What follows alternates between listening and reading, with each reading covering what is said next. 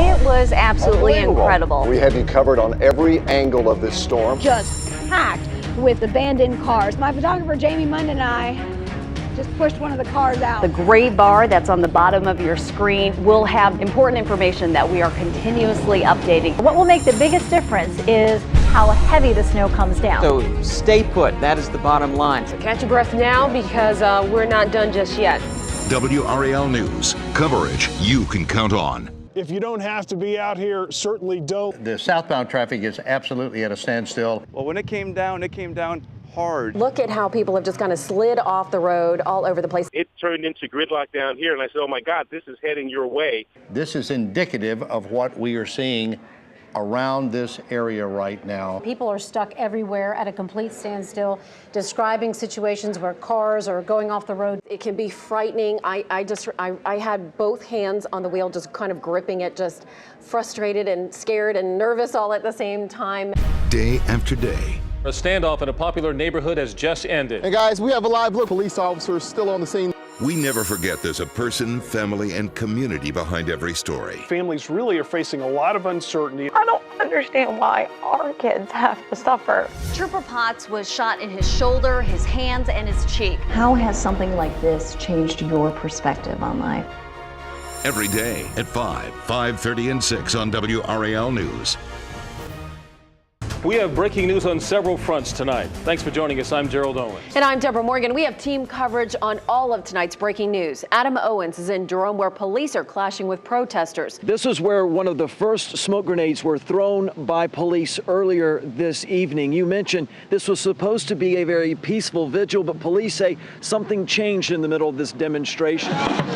The night ended in shouting, police in riot gear and masked with sticks, facing off with a crowd of demonstrators. Some were arrested. Smoke and eventually tear gas drifted through CCB Plaza in downtown Durham. We're marching. I want to say a few It all ended the same place where it started. Earlier in the night, a growing crowd brought candles, flowers, and signs. They surrounded the family of 17-year-old Jesus Huerta. Chewy is with us. My brother is always with us, and he will never leave our side. The teenager died last month in police custody. After being picked up on a warrant, officers say Huerta shot himself in the back of a police cruiser. Authorities say he was handcuffed at the time. They're still hiding whatever actually happened. The crowd marched to police headquarters, blocking traffic at times, shouting obscenities at police. Officers scrambled as the mass of people changed direction. At the station, police formed a barrier and demanded demonstrators leave. After a face-off that lasted several minutes, the march returned to the plaza where it started. In the middle of some chaotic moments, a family is hurting. It's not easy. It will never be easy for us to actually think that my brother's not going to be here. Who's going to give us that joy? We just don't understand. Reports started coming in within the hour about an accident on a ride at the North Carolina State Fair. Emergency personnel are actually right now at that area. We're going to have everybody working overnight to try to get you the latest information. We are getting some new information this hour. We have a minute-by-minute account of exactly what happened last night. Our thoughts and prayers are with the families. And of course, we will continue to follow this investigation. WRAL News, coverage you can count on. We begin with breaking news. Several people are injured at the state fair. The Midway is shut down. Yeah, Gerald and Jackie, this is a very serious situation that's unfolding out here at the state fair tonight. Adam, you've talked to some people who were right there right after the accident happened. Yeah, Deborah, as a matter of fact, they were walking to the area, I'll step out of the way, where the vortex is located, and they said they were walking down, everything seemed normal, then a rush of emergency personnel came rushing from behind past them, running to this area, throwing up barricades as quickly as they could. Of course, lots of fairgoers were wondering what is going on. A lot of people wondering what could have happened. They come around the corner, this is in a corner of the fair, and they saw a number of people laying on the platform of this vortex ride. We were told that some of them weren't moving. It wasn't clear if that was because of their injuries or because of the shock of the whole thing. All of a sudden, you see it just go upside down, and then people falling, and they're just screaming like, is this, oh my gosh, what just happened? Tornado warnings and flood warnings. Fast-moving storms popped up across multiple counties, leaving serious damage to homes and streets covered with water. The rain came fast, too fast, and quickly there was too much. Low-lying areas started to fill up, like this spot along Ward Avenue. While some thought better of it, others tried their luck driving through it. Some didn't make it. This car had to get a push the rest of the way. I think it's dangerous because, something could happen. Somebody could get stuck. Ominous dark skies turn dangerous as severe weather sweeps through our area. Tonight on WRAL News, the funnel clouds, the hail, and the damage. I heard something like a train. My buddy hollered, what we're gonna do? I said, I don't know. So we run over there. I just seen my light flash before my eyes, man. I just didn't know, I ain't know what to do, man. And when the storm came through, it picked up the 2x4s in the house and tossed them just like missiles through his neighbor's front door. Glenda Paradise says she got an alert on her cell phone from WRAL and took cover. And I got in the closet at the other end and covered my head. And then I heard it swerving over the roof, and the trailer began to shake. This is where the mobile home once stood. As you can see, the twister blew it clear off its foundation. It landed about 50 yards away. Nothing left but a pile of memories. Just seconds ago, the focus shifted for a minute because a fire popped up into the garage. I can, from where I still see some of those flames on the ground. And actually, when that fire started, there was a bit of a pop, and 3 firefighters that were trying to tackle it closer had to run out of the garage. A dramatic river rescue underway right now. About 20 minutes ago, she was in a kayak that flipped on the flat river. It pinned her under a tree. She held on to that tree wearing a life preserver, but here's video of her from earlier as they're pulling her out.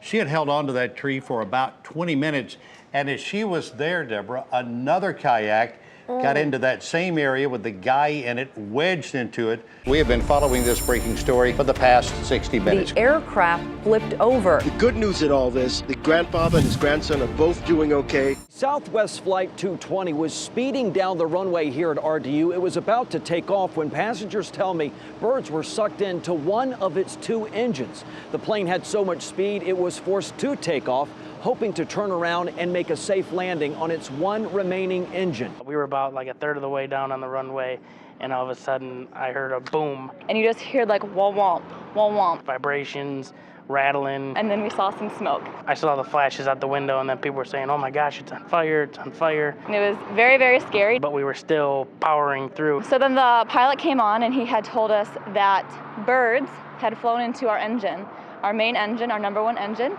and it either blew or he had to cut it off. My heart was going real fast. Everyone was calm, people were in tears, people were scared, babies were crying. People were like, whoa, whoa, what's going on? I was grabbing the gentleman next to me, Andy's arm. We became close friends really quickly. And we're hearing that on the way down, they're telling you guys, get ready. Yeah, oh yeah, everything was, they had to by the books. And in about 2 minutes before we landed, they said to assume the emergency position. I'm thinking, I pray to God that this is gonna be, a nice landing. It was a very, very smooth landing. And everybody's woo! And then we clapped. Roar of, applause. It was a beautiful thing. We all landed and we were safe, and it was a big relief. I high-fived the guy next to me over his crying girlfriend, so.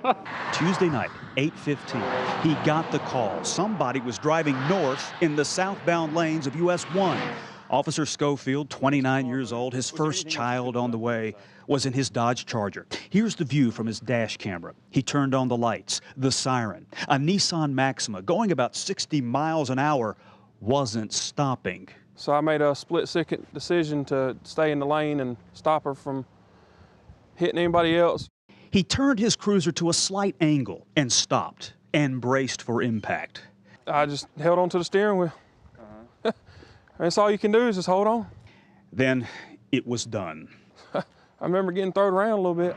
If he was hurt, he didn't feel it. He had a job to do. Call in the collision, turn off the other car, check on the driver. She was barely conscious. I told her to hang on, EMS and everything was on her way. An amazing rescue by the FBI of a man from here in Wake Forest 5 days ago. You won't believe the details. Now to a story that is making national headlines today. 5 days after he was kidnapped from his home and taken to an Atlanta apartment, a Wake Forest man is safe tonight. The FBI says his kidnapping was an elaborate plot. It appears to be directly related to his daughter's work as a Wake County prosecutor. Frank Jansen was reported missing on Saturday. The FBI rescued him last night from an Atlanta apartment just before midnight. David, what an unbelievable turn of events in the last 24 hours. Frank Jansen's nightmare started Saturday morning when he was kidnapped and shocked with a taser at the front door of his Wake Forest home. He spent 5 nights in the hands of a group of very dangerous people.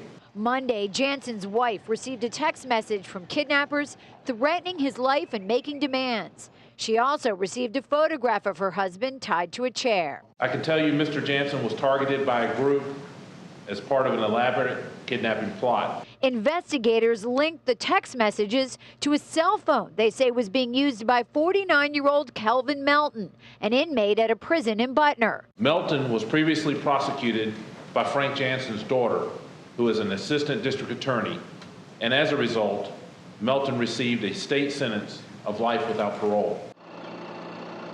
Wednesday night, the FBI intercepted a call from kidnappers discussing how they were going to kill Jansen and bury his body. Just before midnight, they entered an apartment in Atlanta and rescued him. The 5 suspects were in court for the first time this afternoon in Atlanta. WRAL's Brian Mims was the only Raleigh reporter in the courtroom during that hearing. He continues our coverage now live in front of the apartment where Frank Jansen was rescued. Brian. Monica, this is it right here, number 263 in the Forest Cove Apartments, right across the street from a federal penitentiary. Oh my gosh, across from a federal prison, all this happened. Unbelievable. Downtown Durham, Tuesday evening, Derek Walker wielding a gun, telling police, "Shoot me." I'm hurt. Like, to see my son's dad downtown with a gun in his hand, saying that he's ready to die. Now she says she must figure out how to go on without Walker and raise their son on her own. How am I going to tell him that his dad is not going to be there for his birthday, for Christmas? Be up to the minute. Breaking news, Sky 5 live over the scene. We will bring you details as they happen. With a fractured neck, broken fingers, and stitches in her head, Joyce McNeil braved sweltering temperatures to tell her story. I kept saying, please stop beating us. We don't have anything else to give you. But the heat was nothing compared to what she and her husband experienced last month in their home as they waited for an early morning ride to a medical appointment. And he started immediately beating my husband while he was sitting in his recliner, beating him with that stick. And before I could get out the bed good, he pulled me by my hair and dragged me in the living room and started beating me as well. Still a very active scene here as police investigate a body that was found here on 440 between Hammond and South Saunders Street. Now we know that there are multiple investigators down on the scene. 364 pizzas, 137 orders of buffalo wings, a $2,500 takeout order. The customers, inmates at Harnett Correctional Institution in Lillington. It's all part of a fundraiser for the only all-inmate JC's chapter in the state. This type of activity, the fundraiser part of it, is about inmates doing something positive. Valerie Russell heads up the Department of Correction Rehabilitation Program. She says the charitable aspect of the Behind Bars food fundraisers outweighs the fact that inmates get a pizza and wing party. Between the service clubs, the programs that we offer, they're very interested and eager to give back, to show the world maybe that they have changed and that they can change. The DOC argues the positive impact on the community and the inmates makes that food delivery worthwhile. The food part of it is not really the thing to focus on. It really is focusing on an opportunity to do a positive thing and make a contribution. But not everyone sees it that way. On the outside looking in, you know, pizza night in prison just doesn't look like it's appropriate. It was for sure an emotional week as the drama played out in the courtroom. WRAL was there as the scene unfolded around 3 this morning. Come outside with your hands above your head. We are working to get you answers. You can count on us to be here and keep you updated. A man serving a life sentence is now a free man. For the last 20 years, we've been an innocent man. What an incredible story he has to share. More than 20-year battle. Oh, bless the Lord on my soul. There you can see his family, many of his family members. They drove up here from the Mount Olive area. And joining me live now is Mr. Larry Lamb himself. Thank you so much for your time after more than 20 years behind bars. Talk to me a bit about the last 20 years. What have they been like for you? Well, for the last 20 plus years, I've been an innocent man. Wednesday, WRAL uncovers new clues in a murder mystery. They were tortured, in my opinion. Helps solve a case that's been cold for 42 years. Wednesday at 5:30 on WRAL News. It's only been a few days since WRAL started talking about this story, and already investigators have gotten tips from people with information about this case that has gone unsolved for decades. And that is exactly why they came to us for our help.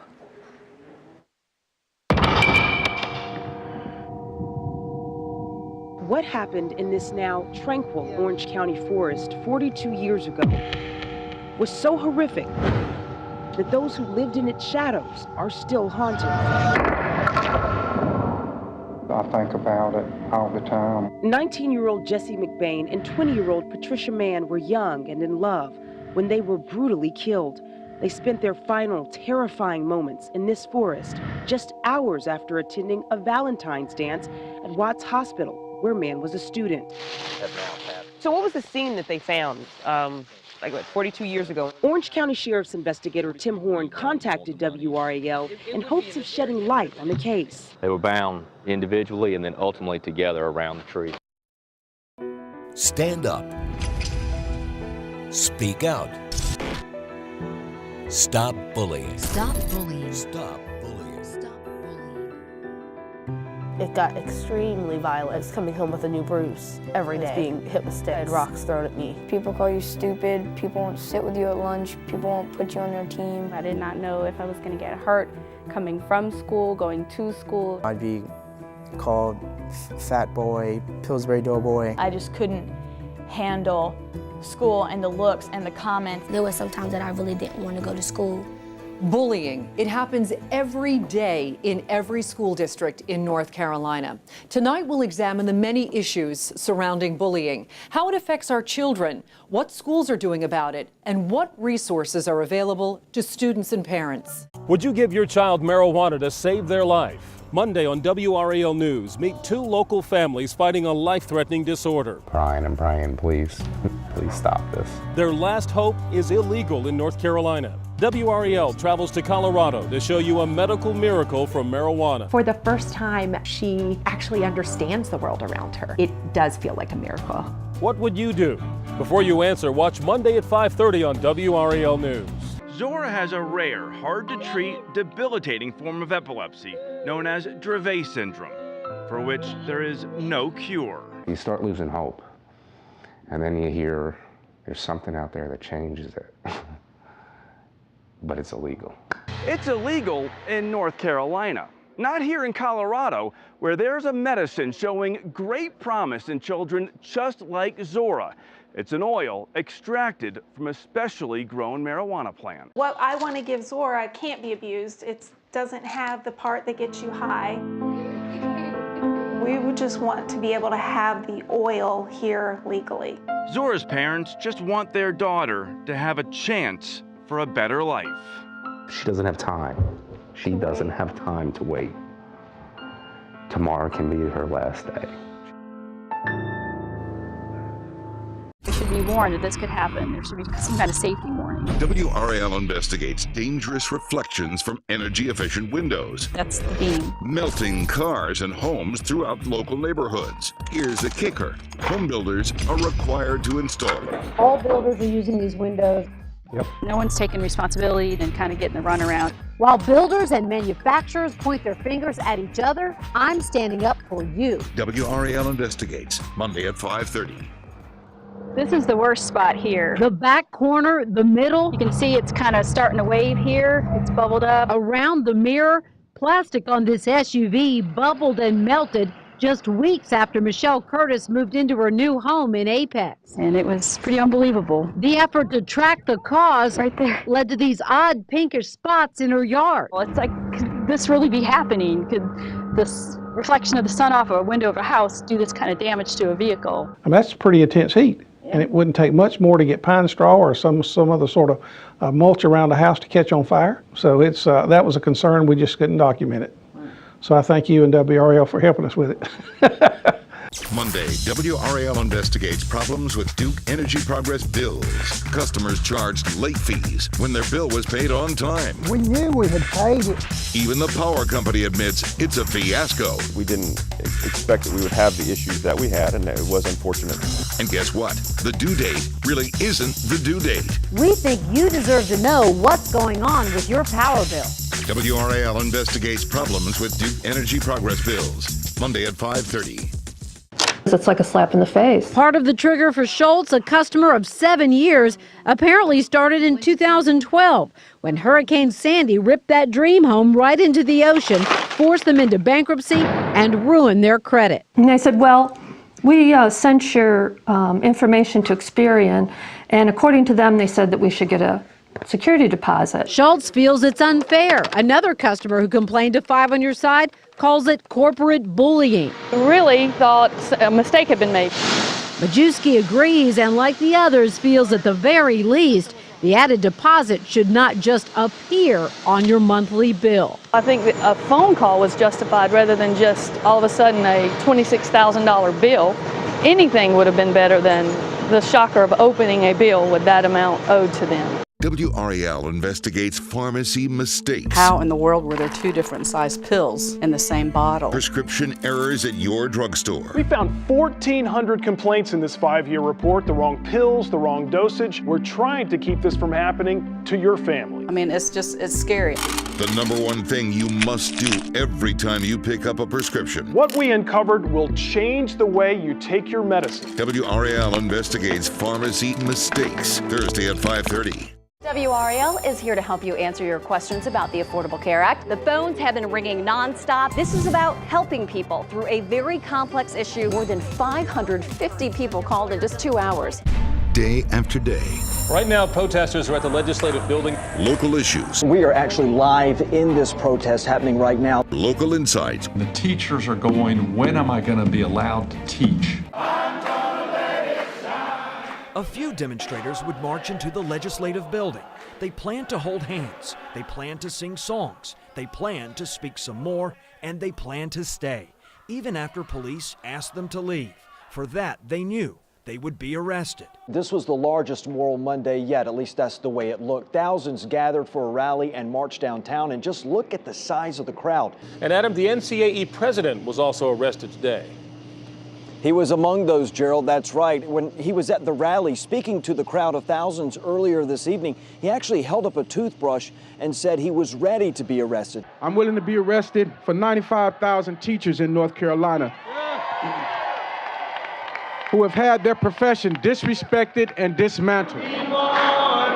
This movement continues to gather national attention. North Carolina NAACP President William Barber likens it to historic moments in the civil rights struggle. You can bust the solid South wide open, and if we change the South, we change the nation. Here we are, retracing the steps of Dr. Martin Luther King. You're the only North Carolina station that I've spoken to. As millions of people around the world say goodbye to Nelson Mandela, WRAL's David Crabtree brings the story home from South Africa. Stories of sacrifice and special tributes to Mandela's life. Live reports start tonight at 5 on WRAL News. There was also singing and dancing inside this Johannesburg restaurant. All of the waitstaff wore black today, honoring their former president with this song of faith. He's been sick for so long, and now it's time to let him go and rest. He's done a lot for us. We are all united now because of that. He was an angel to us. He helped us, and he's been through so much for us. And it's amazing how one man can do so much. Now that was a man. Hours after the service began, the Mandela family said its formal goodbye. And while military shots rang out in the last formal salute, these young South Africans gave a salute of their own. So I hope that we do take over from where he left. We can take it further, take it through. For me, I'm so lucky to have Mandela in my life. He did all the best. We are united now, all because of him.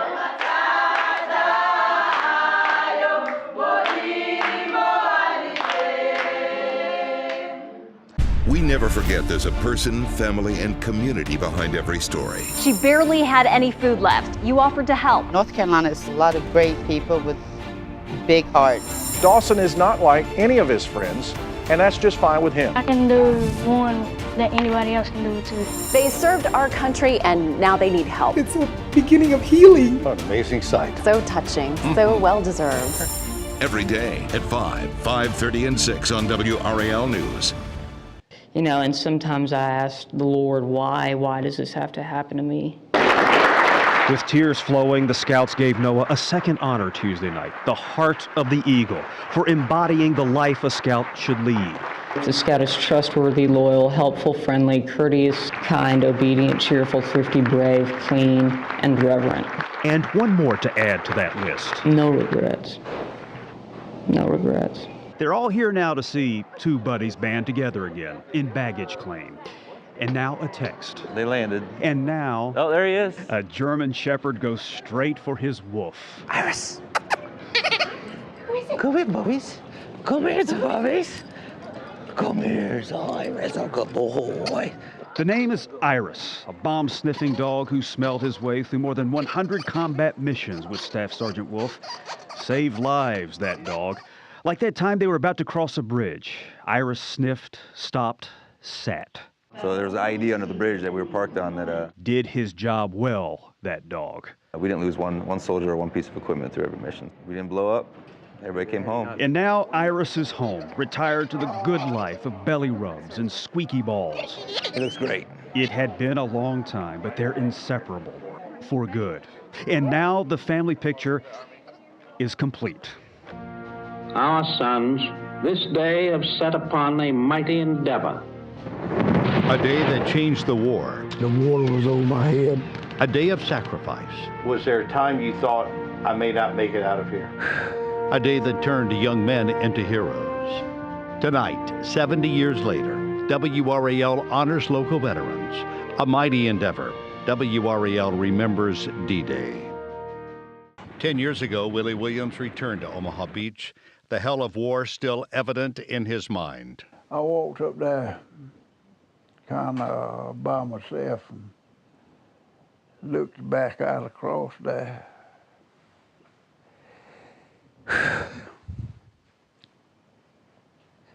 It's something. I'm sorry. This country came together like it's never come together again. God laid his hand on us, and I'm thankful to that. Several big races tonight, but none larger than the Republican primary for the U.S. Senate. Not all of the votes are in, but enough are in that House Speaker Tom Tillis has been declared the winner with about 45% of the vote. He will face Kay Hagan in the November election. Laura, I know they're excited, expect you to hear from the House Speaker just any moment. The mood of the crowd absolutely jubilant. Well, we did it.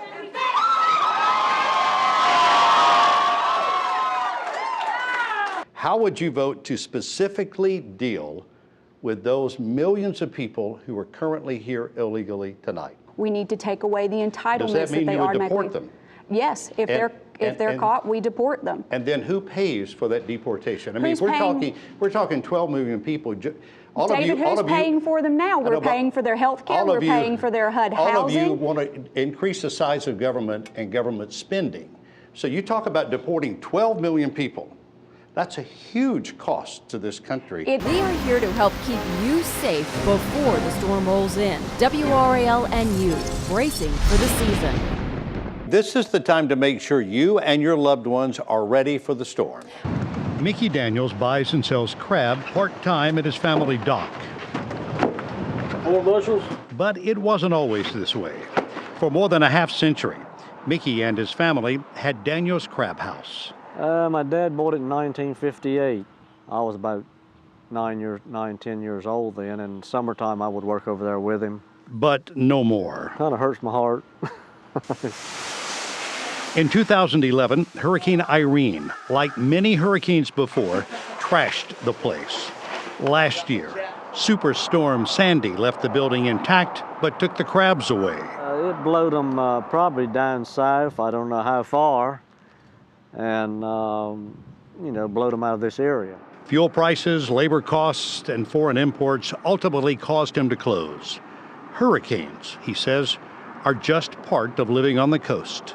You just have to deal with it. And this may look like a rushing rapid down a mountainside, but it's actually a neighborhood in Edgecombe County. Tonight, dozens of homeowners across that county and Wilson County continue to deal with serious flooding.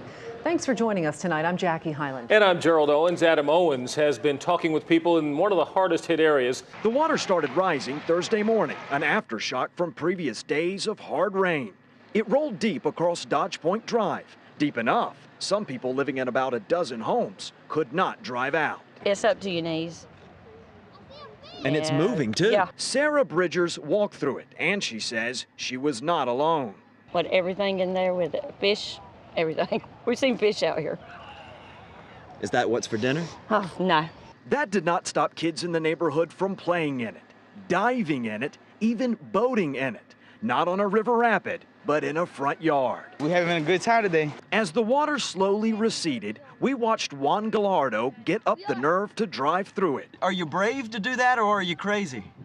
Well, a little bit crazy too. It looked like a lot of fun out here playing in the water, but that is not the best idea. This water, as I mentioned, has current to it. You also can't see what's beneath the surface when you're in the water. And another thing, you may hear the frogs in the background. Their habitat around this area got a lot larger today, and I'm also hearing from some of the residents that there may be some snake sightings around, but I do not want to talk about that, Gerald. I was going to ask you to check your pockets for frogs. They're mighty close to that microphone. It's amazing how loud they are out there, Adam. Few know the real legend of Sleepy Hollow. And few may know the new TV show uses this church as its backdrop. We like to think that it's welcoming to people. Welcome.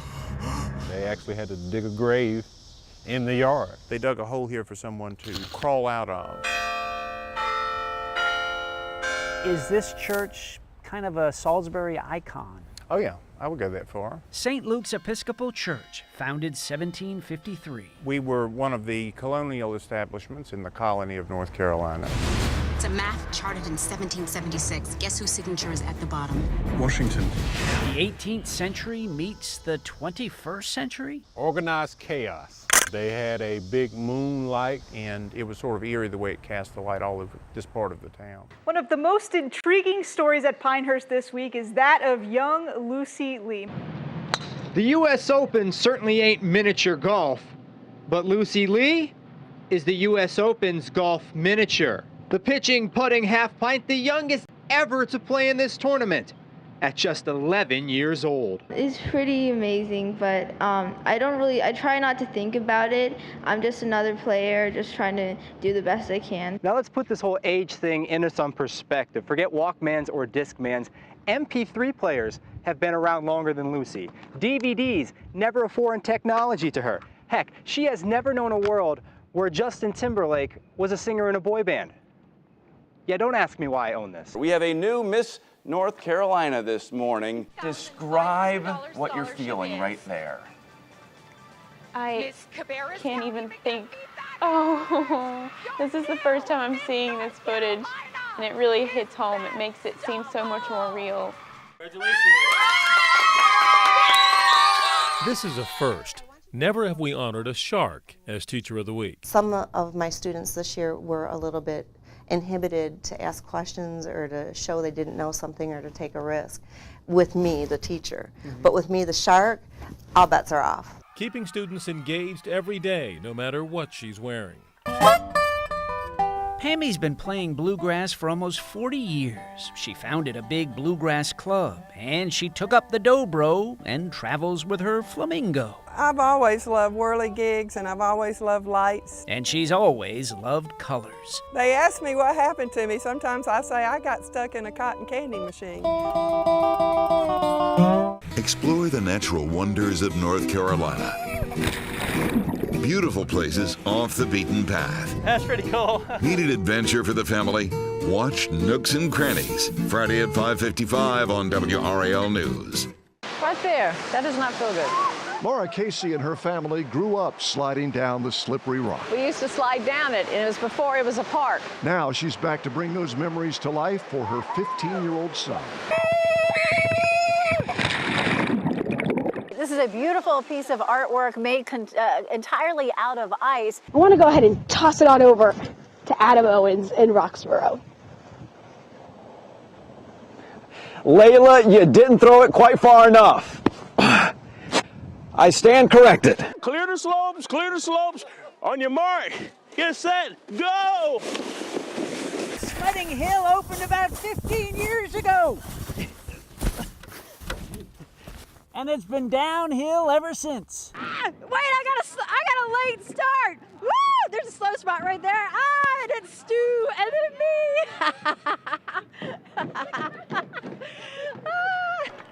And if I could lasso Chad, I would do it.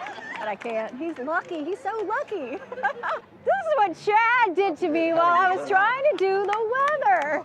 And everybody let him do this to me. You guys all let Chad do this to me while we were doing the weather.